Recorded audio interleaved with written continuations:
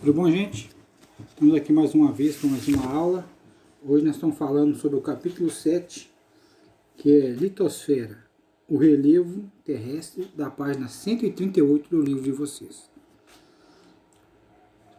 Nós sabemos que litosfera é o relevo terrestre, é o nosso solo. Então, eu coloquei um breve lembrete falando o seguinte: o relevo corresponde às variações que apresentam sobre a camada superficial da Terra. Assim podemos notar que o relevo terrestre apresenta diferentes fisionomias, isto é, áreas com diferentes características. Se vocês prestarem atenção nesse desenhozinho que está aqui do lado, nós temos a montanha, a cordilheira, a serra, o planalto, o vale, a colina, a depressão e a planície. Então, algumas mais altas, outras mais baixas, no caso das montanhas altas e os vales e as depressões mais baixas. E outras mais planas, no caso o planalto já foi desgastado, e a planície, que é onde recebe toda essa erosão, esse desgaste do planalto. E outros, entre outras feições.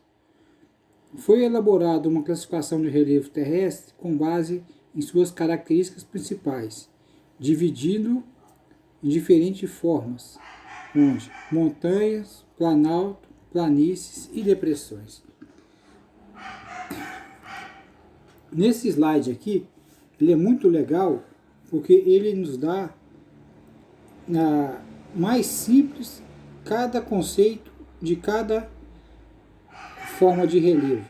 Nós temos as montanhas, grandes elevações, relevo acidentado, encostas íngremes formadas pela ação das placas tectônicas, como estudamos na camada formação do solo, rochas, no capítulo anterior. Nós vimos como são as formações das montanhas, o soerguimento do solo através do magma, forçando a placa para cima, onde nós chegamos às montanhas.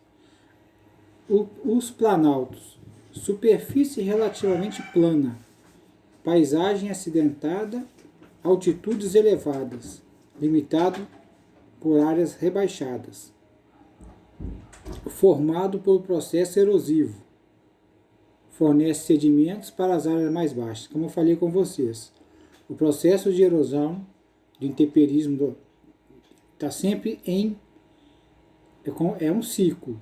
As montanhas, elas são erodidas, o trabalho do vento, da água, do intemperismo químico ou físico, vai ter o desgaste da montanha. Esse desgaste da montanha, à medida que vai desgastando com a erosão, vai formando os planaltos, até chegar na planície. Então, o trabalho de formação de solo, como eu falei para vocês na aula anterior, ele não termina. O que é tirado daqui é depositado em outro local, onde forma as rochas sedimentares. Então, no caso, as planícies. Vamos chegar lá. Os vales. É uma subcategoria de relevo. Apresenta uma depressão. Encontra-se entre duas encostas. Apresenta cursos d'água. No desenho do slide anterior, nós temos o vale, que é onde tem o leito de um rio. Depressão relativa. Superfície rebaixada, possui inclinações, formada por intenso processo erosivo. Então, esse processo da depressão é onde foi desgastando a rocha. Atitude acima do nível do mar, porém, baixo nível nas áreas próximas. Então, é a depressão. No slide anterior também tem a área de depressão. A depressão absoluta, o que é isso? São superfícies rebaixadas, possui inclinações também, porém formada pelo processo erosivo. Então, é a decomposição da depressão relativa que forma a depressão absoluta. São as grandes depressões. E um detalhe, a altitude dela, ela fica sempre abaixo do nível do mar. De tanto que é desgastado, ela fica abaixo do nível do mar. E as planícies, áreas planas, formada por acúmulo de sedimentos, foi o que eu falei com vocês. Todo o processo erosivo das montanhas, dos planaltos das depressões vão ser depositadas nas planícies, que geralmente são próximo a um vale ou então a continuação de um vale. Baixa altitude, pouco acidentada, porque já foi feito todo o trabalho de erosivo nessa região e muito próximo ao nível do mar. Nós temos aí uma planície muito famosa no Brasil, que é a planície da bacia do Rio Amazonas, que é uma das maiores planícies relativamente do Brasil, né? Com um longo processo de vale, e nós podemos saber que ela é um acúmulo de sedimentos. Então, todo o trabalho que é feito nas montanhas, nos planaltos, ao redor da bacia amazônica, é toda depositada na planície amazônica. No processo de erosão e o intemperismo. Erosão e intemperismo são agentes geomorfológicos exógenos que modelam o relevo. O que é isso? Eles trabalham de tal maneira que vai desgastando a montanha. Certo? Então, como eu falei com vocês, nós temos uma montanha, o processo de erosão e intemperismo pode ser químico ou físico. Ele vai desgastar a montanha gradativamente. Olha aqui, no próximo nomezinho aqui, que eu coloquei aqui os ventos, o sol e a chuva, nesse gráficozinho aqui. Então, o que vai acontecer? O intemperismo, processo natural que altera física, química e biologicamente as rochas, tornando-as mais suscetíveis à ação erosiva. Quando a gente coloca biologicamente, quando nós estudamos, terminamos na aula passada os solos, nós vimos lá que nós temos um processo erosivo de processo físico e químico. O físico é a ação do vento lixando a rocha. O processo químico é a ação da água em contato com a rocha. O tipo de material que é formado a rocha vai entrar em atrito, em conflito com a água, onde vai quebrar. E biologicamente nós vimos que muitas vezes a própria vegetação quebra o solo, pequenos animais quebram essa rocha e onde vai desgastando. Então, tipo de intemperismo. Primeiro, químico. A alteração química das rochas, decomposição dos materiais. Então, como eu falei com vocês, a chuva reage com o tipo de rocha, o tipo de material que a rocha foi formada. O intemperismo químico é a desintegração física. Então, muitas vezes, o próprio vento faz esse trabalho. E um outro também muito comum de intemperismo físico é a ação do Sol. Por quê? O Sol, na medida que ele aquece essa rocha, a tendência dela é aquecer demais. E quando chega a noite que há uma baixa de temperatura, essa rocha ela sofre um choque de altas temperaturas durante o dia e a temperatura caindo à noite, a tendência dela é se partir, quebrar. Então, quando ela se quebra, ela começa esse processo de desintegração física. Ela começa a esfarelar, soltar os pedaços da própria rocha.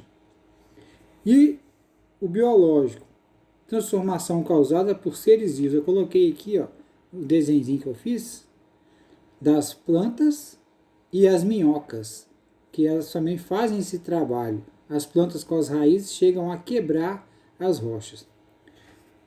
E, continuando o nosso esqueminha, a erosão, processo natural, que pode ser agravado pela ação humana e que é responsável pelo desgaste, transporte e sedimentação dos materiais intermediários.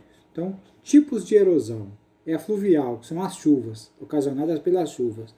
A fluvial, ocasionada pelos rios. Exemplo, do relevo, os cânions. Nós temos um cânion muito famoso no mundo, que é o Grand Canyon nos Estados Unidos. E quem fez aquele trabalho de cortar a rocha no estado do Rio foi o Rio Colorado, que tem o mesmo nome do estado americano. Então, o Rio Colorado fez aquele trabalho de escavar a rocha. Aqui em Minas Gerais, entre Minas Gerais e o estado da Bahia, o Rio São Francisco também fez um cânion parecido com o Grand Canyon. O Rio São Francisco, ele moldou, ele desgastou todo o leito naquela região onde é, entre Minas Gerais e o estado da Bahia. Certo? Então, aquele cânion que foi feito pelo Rio São Francisco foi o trabalho da água em cima da rocha. Eólica são as ações do vento, como eu falei com vocês. O vento vai lixando, ele pega pequenas partículas de areia e vai lixando aquela rocha, formando, igual nesse desenho aqui de baixo, a rocha formando tipo uma árvore. Se você perceber aqui, formando essa árvore. No exemplo aqui está com tipo relevo, tipo taça. Então vai desgastando na base. Por quê? Por que acontece isso, professor? Porque geralmente na base é um tipo de areia mais pesada. Então esse tipo de areia, de grão de areia mais pesado, ele vai lixar a base da rocha. E em cima, como é um tipo de areia mais fina, de grão de areia fino, ele vai moldar de outra maneira. Por isso que a tendência aqui é lixar e essa parte quebrar. Aí a parte de cima, que é da taça, cair. O 4, marinha, ocasionada pelas ondas. Exemplo, relevo são as falésias. É muito comum esse tipo de praia no Nordeste. Nós temos a nível do mar e uma elevação onde você tem que descer para ter acesso à água. Então isso chama falésias. Aqui no Brasil é no Nordeste, e onde tem muito famoso com as falésias muito acima de 50 metros, até mais do que isso, é lá na Inglaterra, nas ilhas, no Reino Unido, principalmente pelo Canal da Mancha. Nós temos esse tipo de relevo no Reino Unido, que são as falésias. E aqui no Brasil, muitas das praias do Nordeste brasileiro também apresenta esse tipo de erosão, que são as falésias. Então, é onde a ação do mar agindo na montanha. E a glacial, ou nival, que é no caso das neves, ocasionada pelo gelo e neve. Exemplo desses relevos, aqui no Brasil nós não temos isso, tá? Que são os fiordes. Nós só temos exemplo de fiordes na Noruega, na Europa no norte. Por quê? Aonde foi as geleiras, e as geleiras, com o peso da água, forçou a rocha para baixo, formando canais, vales profundos, e no instante que houve a glaciação e o gelo, no final da glaciação, era do gelo, terminou, e essa água toda, ela não evaporou, ela sim mudou de estado de sólido para líquido, formou esses fiordes, são vales formados pelas geleiras. E as ações do homem que intensificam o intermédio e a erosão. Retirada da vegetação, como eu falei com vocês na parte de solo, o desrespeito inadequado do lixo, as moradias de baixa infraestrutura, no caso a invasão, e os deslizamentos, como nesse exemplozinho que nós colocamos aqui, as casas caindo. E atividade de mineração, pela sustentação do solo. Então, o que acontece? A primeira coisa, a ação do homem é tirar a cobertura vegetal. Nós vimos isso na parte de solos, que quando você retira a cobertura vegetal, você expõe o solo a ações da erosão e do intemperismo. Então isso vai provocar o desgaste daquele terreno, porque não vai ter mais aquela cobertura que vai segurar aquele terreno. Como já tinha falado com vocês, e aqui eu dei um exemplo maior ainda, que são os tipos fluviais, causada pela chuva, provocado o desgaste do solo em solo sem vegetação. Aí, ó, o solo sem vegetação, provocando desgaste profundo. Então a chuva cai, como não tem o que barrar, ela sai lavando o solo, retirando todas aquelas camadas que nós vimos, né? Dos humus, da parte A e O dos solos. A erosão fluvial, que são as causas pelos rios. Então aqui, ó, causadas pelas águas dos rios. Transforma o recurso dos rios em vales profundos. Então, como falei com vocês, essa erosão foi de dois exemplos. O rio São Francisco, no Grand Canyon aqui do São Francisco, entre os estados de Minas Gerais e da Bahia, e o Grand Canyon lá pelo rio Colorado, nos Estados Unidos, que é muito conhecido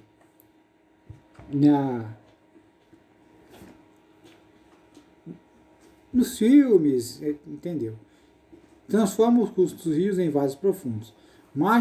As margens de rios, sempre sem vegetação, são desgastadas pela força das águas. Então, no instante que você tira aquela vegetação, aquela mata ciliar, que hoje no Brasil é lei, você ter uma parte, antes de chegar no leito do rio, você ter uma parte de mata, para que é isso? Para você segurar o assoreamento do rio e até a erosão que o rio pode causar. Então, essa vegetação ela não pode ser desgastada, por isso que hoje no Brasil ela é lei.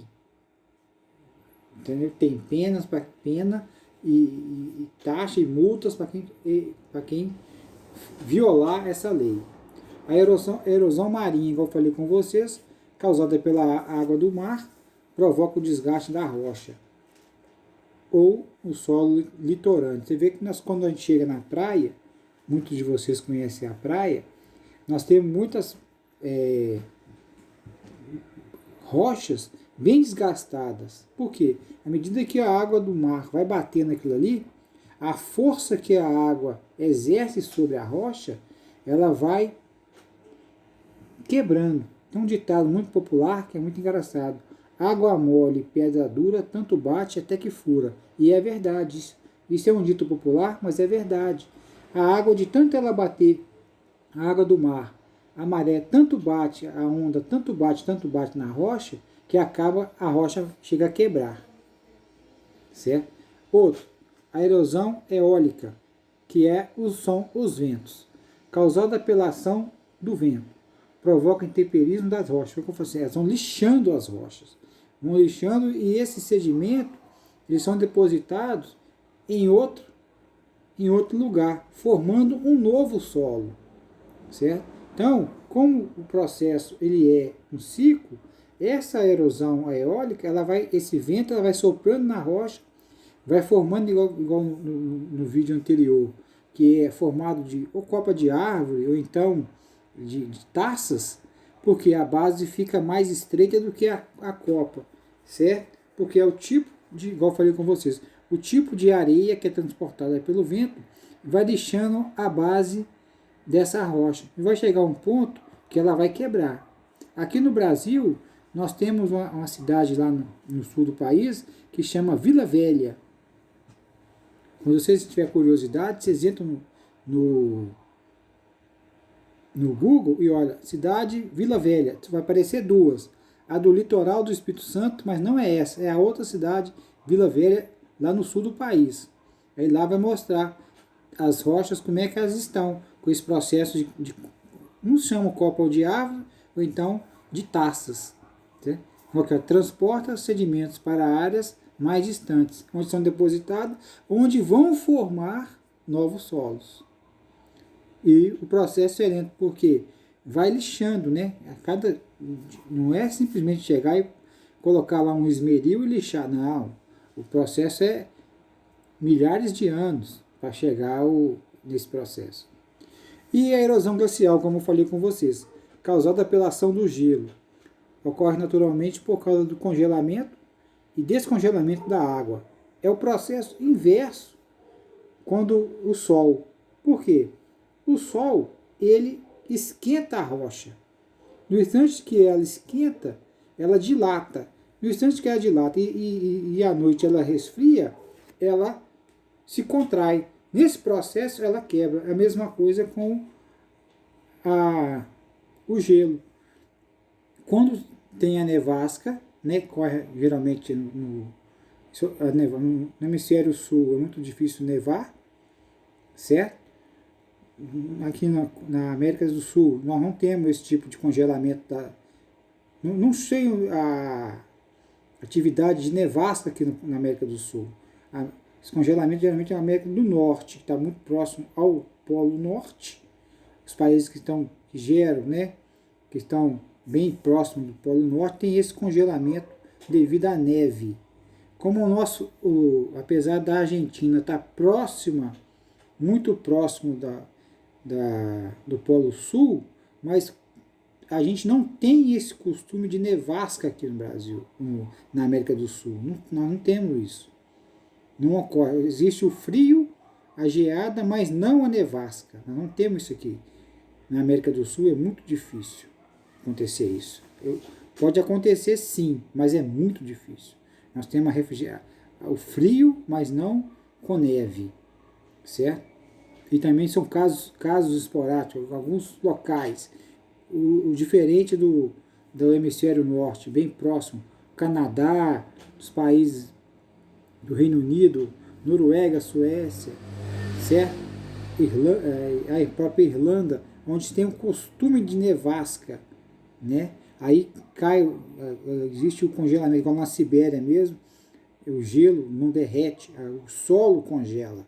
Então o que acontece? Quando há o verão que dá o descongelamento, essa rocha ela quebra, porque ela aqueceu, estava abaixo de zero, de repente ela passa para 6 graus, 7 graus. Então isso para a gente é muito frio, mas quando você está 60 graus, 30 graus negativo, você chega a 6, é praticamente quase você está no sol.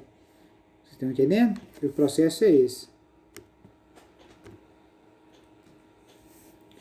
E a formação dos vulcões no fundo do mar. O magma, como nós vimos na formação de rochas, o magma ele pressiona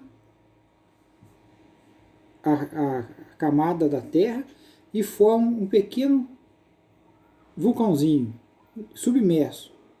Ele vai crescendo, e coloquei aqui, número 1, o magma pressiona e nasce um vulcão no fundo do mar. Em seguida, erupções aumentam o tamanho do vulcão submerso e vai formando um vulcão. O vulcão cresce até atingir a superfície e torna-se uma ilha. Um exemplo disso é o Havaí. O Havaí formou o vulcão lá, chama Kilauea. O nascimento dele foi igual está nesse gráfico aqui.